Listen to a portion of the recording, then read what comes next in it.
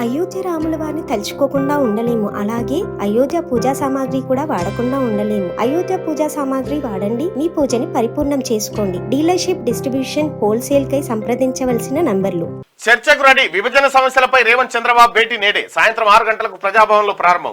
విభజన చట్టంలోని 9-10 షెడ్యూళ్ల సంస్థలే ప్రధాన ఎజెండా.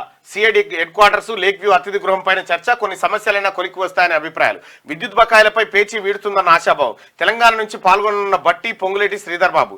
ఏపీ నుంచి మంత్రులు సత్యప్రసాద్, జనార్దన్ రెడ్డి, దుర్గేష్. ముఖ్యమంత్రుల భేటీపై ఉమ్మడి ఖమ్మం జిల్లా ప్రజల ఆశలు. జిల్లాలో పరిష్కారానికి ఎదురు చూస్తున్న అనేక సమస్యలు. ఇక తెలంగాణ చర్చకు పెట్టనున్న అంశాలు ఇవే. తెలంగాణ ప్రభుత్వ వర్గాలు తాజాగా పాత అంశాలకు తోడు కొన్ని కొత్త అంశాలను తెరపైకి తెచ్చారు. అవి ఏపీలో కలిపిన 7 మండలాలు తిరిగి ఇవ్వాలి, ఏపీలోని 1000 కిలోమీటర్ల మేర తీర ప్రాంతంలో తెలంగాణ భాగం కావాలి, తెలుగు ప్రజల ఆరాధ్య దైవం తిరుమల వెంకటేశ్వర స్వామికి చెందిన టీటీడీలో తెలంగాణ కూడా భాగం, కృష్ణా జలాల్లో ఉన్న 811 టీఎంసీల నీటి లభ్యతలో తెలంగాణకు 558 టీఎంసీలు, తెలంగాణ విద్యుత్ సంస్థలకు ఏపీ విద్యుత్ సంస్థలు బకాయి ఉన్న 24,000 కోట్లను సత్వరమే చెల్లించాలి. ఏపీకి ఏమైనా చెల్లించాల్సి ఉంటే చెల్లిస్తాం. తెలంగాణకు ఓడరేవు లేనందున ఏపీలోని కృష్ణపట్నం, మచిలీపట్నం, గంగవరం పోర్టులో భాగం కావాలి. ఇది